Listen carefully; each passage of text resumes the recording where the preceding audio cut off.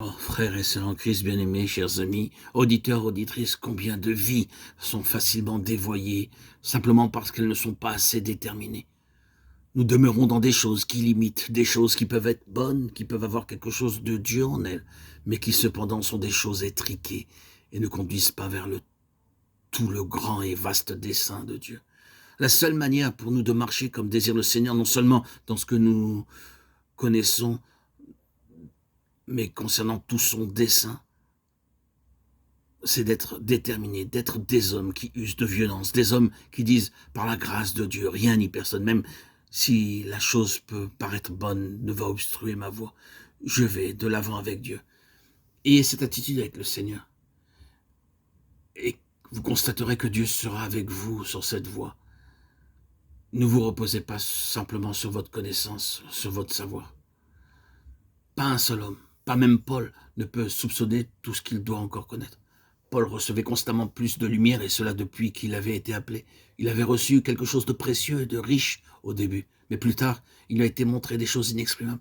Il entendit des paroles ineffables qu'il n'est pas permis à un homme d'exprimer. 2 Corinthiens 12, 4. Il croissait dans la connaissance. Mais pourquoi? Parce qu'il était un homme qui usait de violence. Dieu nous rencontre lorsque nous avons de telles dispositions. Avec celui qui est pur, tu te montres pur, et avec le pervers, tu agis selon sa perversité.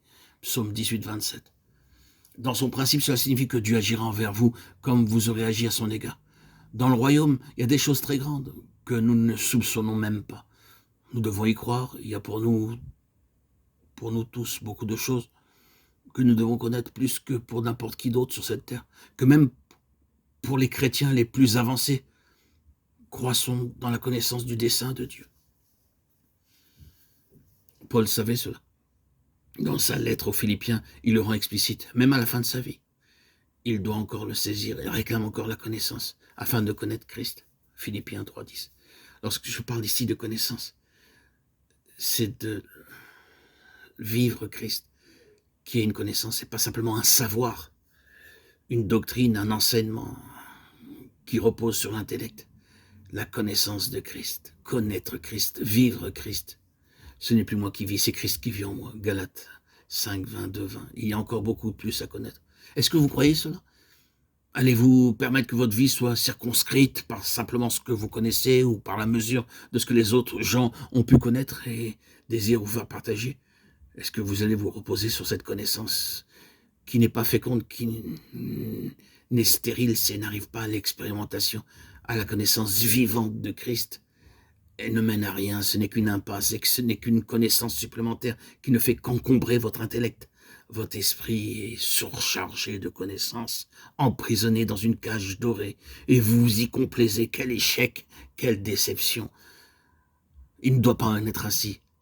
C'est la pleine mesure de Christ qui détermine la finalité divine, jusqu'à ce que nous soyons tous parvenus à l'unité de la foi et de la connaissance du Fils de Dieu, à l'état d'homme fait à la mesure de la stature parfaite de Christ. Éphésiens 4, 13.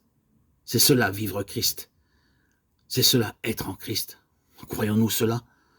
Aucun mouvement, aucune société, aucune organisation évangélique, aucune église sur cette terre ne sont encore entrés dans cela. Oui, en cela réside l'échec de nombreuses églises.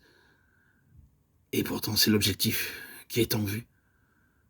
Dieu désire, afin de nous amener à cette plénitude, que nous soyons des hommes violents, que nous soyons déterminés, déclarant à tout ce qui obstrue la route, ces voix qui subtilement veulent nous influencer et qui sont du démon et non de Dieu. Mettez-vous donc de côté. Je marche en avant avec Dieu. Je ne vais pas permettre que ces voies qu'il m'a ouvertes soient obstruées. Comprenez-vous bien cela? Avez-vous saisi cela? L'évangile du royaume est prêché. Est-ce que vous pouvez imaginer ces judaïsants parlant de Jésus aux autres gens? Prenez garde. Attention de ne pas être attrapés. Frères et sœurs en Christ bien-aimés, chers amis, nous vous conseillons de vous éloigner de cela. N'ayez pas de relation avec lui. Tout cela, les bons trains, Paul était aussi confronté à cela sans répit. Il était suivi à la trace dans ses voyages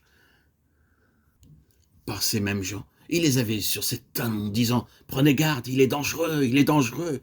Le Seigneur lui-même avait été confronté à tout cela. Et il disait « Le royaume nécessite la violence ». Cela implique la violence.